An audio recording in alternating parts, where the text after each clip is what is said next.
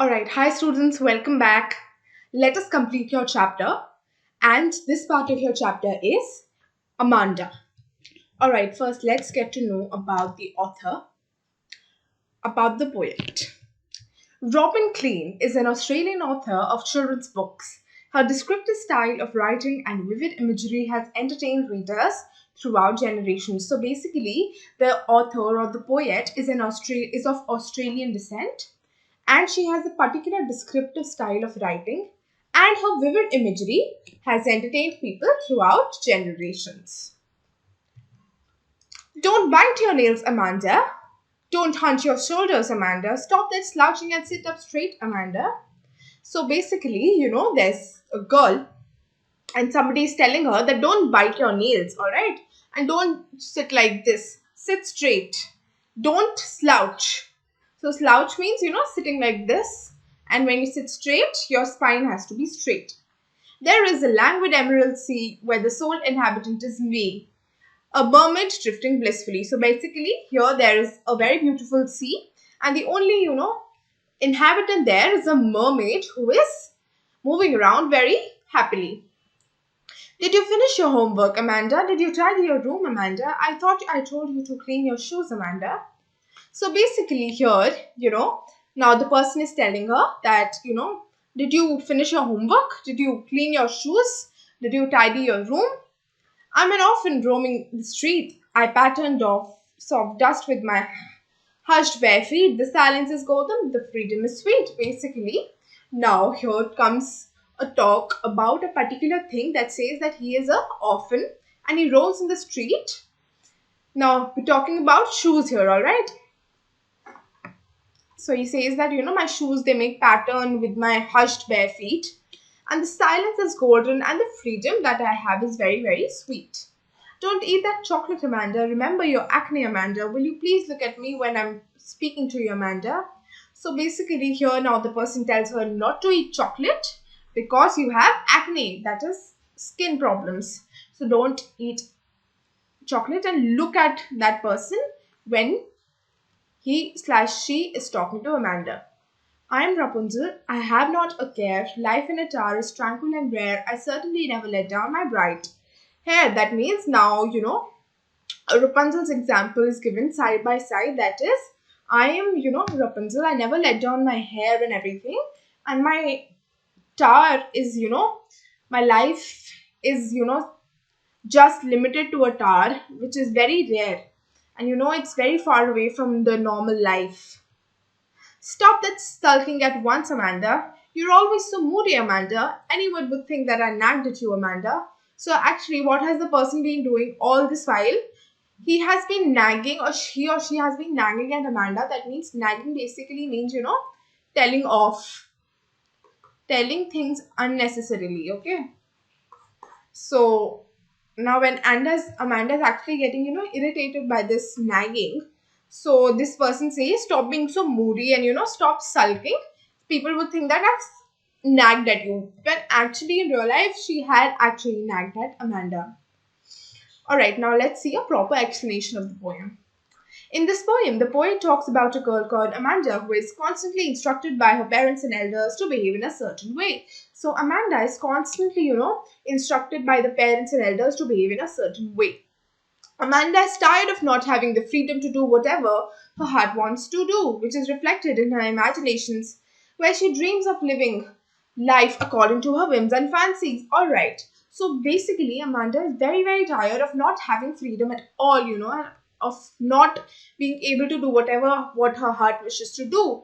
And all of this, is sort of reflected in the second paragraph wherein she talks about her imaginations, like that mermaid one, the Rapunzel one, etc. Amanda is told not to bite her nails and hunch her shoulders, sit up straight. Listening to all this, she dreams of an emerald sea where she could live freely as a mermaid.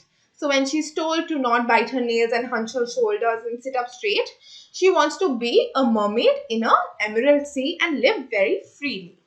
Next, Amanda is told to finish her homework, clean her shoes, and tidy her room.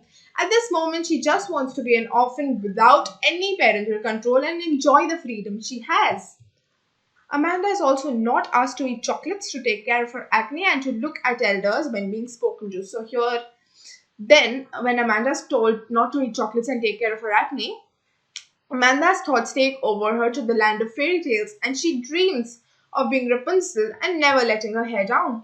Finally, ironically, she's asked not to sulk and be moody because the person does not want the world to think that he or she is nagging Amanda. So, why is it ironic here? Because the whole time they were, nagging at her, and now they're asking her to not be sulky or moody just because, other people would think that they have nagged at Amanda. Now let's look at some key terms. Languid, that means relaxed. Tranquil means calm. Pattern means make patterns. Drifting basically refers to moving slowly. Now look at some questions. How old do you think Amanda is? How do you know this? So Amanda, I think, is a young girl. She's obviously below the age of 10 years because she has a very vivid imagination and she's constantly being ticked off by her parents and elders. That means she's at an age where her parents can actually scold her and tell her off.